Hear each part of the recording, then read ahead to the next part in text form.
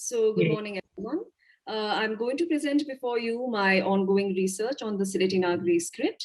And this was a script that came up sometime in, can you hear me? Am I audible?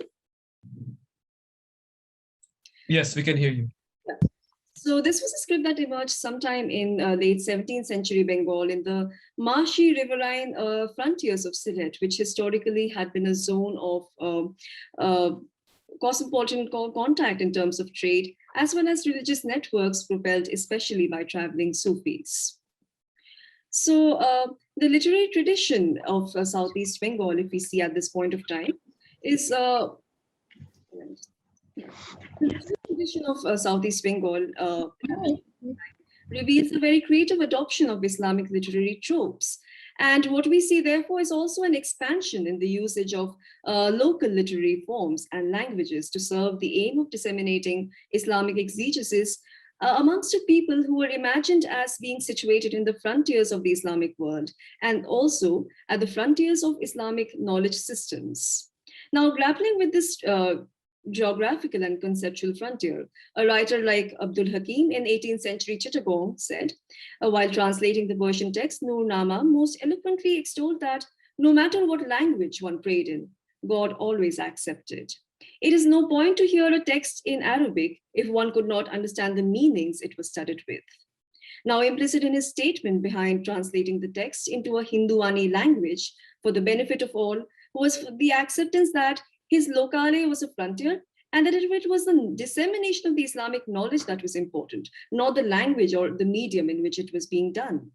So now this trend brings us to a very important question. What was happening within the tradition of Islamic pedagogy in rural southeastern Bengal at that point of time that rendered it necessary for the rural populace to be able to access the Islamic textual knowledge and also to participate in its socio-textual community? So this is the image of the Sylheti Nagari text, the alphabets. And while much has been speculated on the origins of the Sylheti Nagari script, taking this idea forward, that I suggest that the Sylheti Nagari script came to offer a lot of lucidities in its form and writing technology, and also through its offered a simplified orthography in comparison to Bangla, which made it easily accessible for the rural populace and therefore for disseminating the word of God amongst larger population. Now, if anything, the reading community that was being addressed by the Sylheti authors in their texts proved to be an extremely slippery category, and which was rendered so by the readers' liminal social locations of not only being subalterns and non-elites, but also as being largely converts in Bengal. So the Muslim Bhratagon, which is the term which the texts used to address their readers, was not only geographically situated, very typically situated in the space and place of the Bengal frontier, but was also conceptually came to refer those who needed to be enlightened in the path of Shariat. So the circulation of the script and the text seems to have been impinged on the imagined social order, anchored in the distinction between knowledge and ignorance, as Brinkley Messick says in the calligraphic state, but also that the networks of the knowledge transmission of the Sylheti Nagari script and its texts were always very domestic and familial, and never did it enter the institutional curricula of Sylhet's madrasas, as a lot of the Education Commission reports of that time show. Now, the reader's ignorance of the Shariat was treated as a metaphor of lack and was rendered doubly dangerous through their easy spilling off into the territory of the perceived other, the kafir. The textual knowledge that the authors purported was only successful if they would be implemented in the day-to-day lives of the readers as embodied behaviors, performances, and thus what we find here is also the circulation of an embodied tradition. Now, most authors, be it Sadiq Ali in his Kitab Rat Kafur to Moshahid Ali in Desh Churit, were outlining the ethical necessity of reading their texts or puthis, and they were saying that, why is it important to read our texts?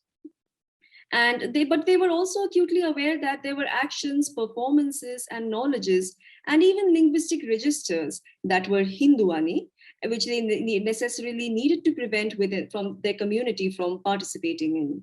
So Moshahid Ali scoffed at his ignorant readers that how their actions made them liable to be called Mohashoy, which is a Hindu term of addressing a gentleman, instead of Mia, which is a Muslim term in India, and how that incurred great shame amongst them. Now, using the felt emotion of shame as a communal performance of marking boundaries. What is innately displayed is the increasing hardening of religious identities at this time. So, but from this phenomenon of circulation of the Sylheti Nagari script and the emergence of its counter-public, we find an Islamic pedagogy that treats the practice of reading itself as one that incurred religious merit, but as one that was also very necessary for containing the reading community from spilling over into the social territory of the Hindwani or Kafirs through their bodily behaviors, which were highly syncretic. So most mazars until about, say, the 19th century in Bengal were in fact served prasad and shinni, as was the practice in Vaishnavite monasteries. Now, coming to the poetic tradition, the next question that I seek to ask is, what was the knowledge that was being encapsulated within this pedagogic tradition that claimed to make its imagined reading public better Muslims? Now, focusing on the poetic texts of Sadiq Ali, we find him appropriating multiple narrative sources in building up his cosmological narrative of the birth of Prophet, hearkening to earlier local texts like Nobi Wangsho and Noornama, which was not only circulated in Bengal in, say, 17th and 18th century, but in the 19th century, the purists came to really decry these texts because they had a very syncretic complex, a very syncretic understanding of histories. So now, if Sadiq Ali's Hashor Misil, which is a text he wrote in 1850, is a reiteration of puritanical interventions with a grotesque vision of hell delivered for those who are not Muslim enough and keep on indulging in activities perceived as Hindwani. His other magnum opus, which is called Haltun Nabi, and which narrates a biography of the Prophet while militating against Shirik and Bidat, we find that he is recounting how it is from the light or nur and sweat or gham of the universal omnipotent being that the Prophet was born of. And it is from his light and droplets of sweat that the rest of the world came into being. Now, despite militating against religious innovation, his cosmological understanding predicated on multiplication and emanation through gross matter, which is a very, very South Asian imaginaire, not uncommon in Vaishnavite philosophies of Yuha, posits its own contradiction. It recalls the tradition of exegesis encapsulated in previous texts like Noornama, which was historically written for a public that was encountering and converting to Islam, mostly through the syncretic figures of the Peers, as Richard Eaton shows in his work. Now, with Sadiq Ali's own history of conversion, as he says, his birth into the mazhab of the Bedin, it remained the source of his perpetual anxiety, and it was reiterated commonly in all of his texts through passionate injunctions on the do's and don'ts of being a good Muslim. Now, the third text, Kitab Rat Kafur, is thus Sadiq Ali's most creative adoption of the sixth kalima, a tradition which is very particular to South Asian Islam for constructing his ethical literature on rejecting disbelief. He was employing an autobiographical narrative of what made him convert to Islam, born as Gaur Kishore, with deaths of several family members looming over his childhood. His search for the answer to what is the world we inhabit after death led him to scout through the 4 Vedas, 14 Shastras, and 18 Purans, all of which for him were Hindwani knowledges and were definitely years of waste. It is only in the hermeneutics of Behest and Jahannam, but more so in the cosmological inevitability of Qayamat, that he finds not only an answer to his question, but also a journey that he had to undertake. So now he describes the qualities or gunas of Allah, emulating the local literary tradition, Bengali tradition of Pachali. And he asks, who else is bestowed with more power than Allah? The Hindus have more than one God assigned for each task, but not Allah, who is the mightiest, the one for whom nothing is beyond accomplishment. foregrounded on mythological narrativization. The Rat Kapoor is exemplary because the author's life is rendered as history, but also as an aspiration, with the ultimate advice that Deshe deshe fir gya muluke Allar, shikhaibe shokolke imane thakibar, therefore asking his readers to basically spread the word of Islam. Thus, in Sadiq Ali's creative oeuvre, we find life as history being deployed as a rhetoric for extolling the kalima itself, that infidelity must be rejected for the path of deen. And by now, I've already demonstrated how the multiplicity of sources were framing Sadiq Ali's oeuvre, from oral and performative traditions of Nur Nama to Pachali to that of Novi Bongsho, which was Syed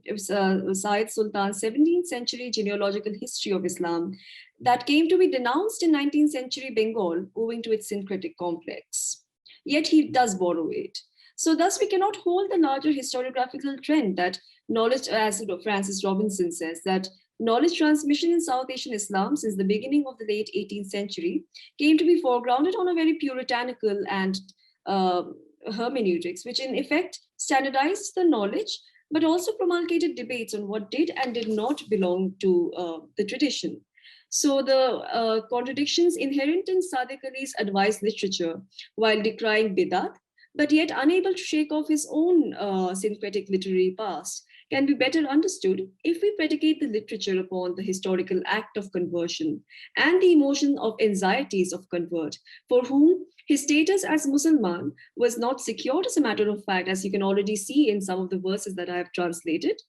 but also it was something that he had to ensure through constant bodily performances of piety. Now, of course, if historically analyzed, southeastern Bengal was a space where conversion had been especially prevalent amongst the non-elite, typically peasant populace through processes of Islamization, but it was always impinged on a very syncretic theology. But also, if you look beyond historicizing, taking Sadiq Ali's verses, as you can see, as a hint to the reading community, is also to tease out how the author was nonetheless constructing an aesthetic category of readers whom he imagined were ignorant of a certain knowledge and therefore susceptible to be swayed by Hindu anikam or practices like puja, shimni, etc. Now, thus he injuncts, he asks his reader, how would you take up sacred Muslim names if you were to continue in this path of shirik and Bidat? Thus, conversion, as I suggest, if taken as a genealogical moment within the labyrinthine of literary history, had great significance in the very construction of the Sylheti Nagari literary culture and the tradition of Islamic pedagogy and literacy in Sylhet. So, in fact, we see this idea confirmed in David Keen's thesis that melodic reading of the Puthis written in the Sylheti Nagari script aided in the Islamization process in southeastern Bengal, especially Sylhet. Now, looking at the 1909 paratext attached to the print of Khaldun Nabi, we see how the printers too were aware that the knowledge of the Nagari script in Sylhet helped the people circulate and gain knowledges of piety, and therefore also embody those actions that would prevent them from falling into the territory of the kafir. Thus, in conclusion, the Nagari script, despite the hegemonic presence of Bangla in the vernacular realm through colonialism, but nonetheless occupied a site of knowledge production for non-elite Muslims who were largely converts. And it also helped them get oriented towards a certain subjectivity and embodied tradition of Islamic piety. Moreover, with the contradiction inherent in the literature in preaching against, so we see that there's a lot of contradiction that on the one hand, the literature is preaching against syncretism, but on the other, it is also borrowing from very syncretic literary traditions. And this contradiction, however, further suggests how script as a technology was creating a literary culture impinged upon a selfhood, which was defined by the liminal figure of the convert and the narrative of conversion. And so the rhetoric that it is only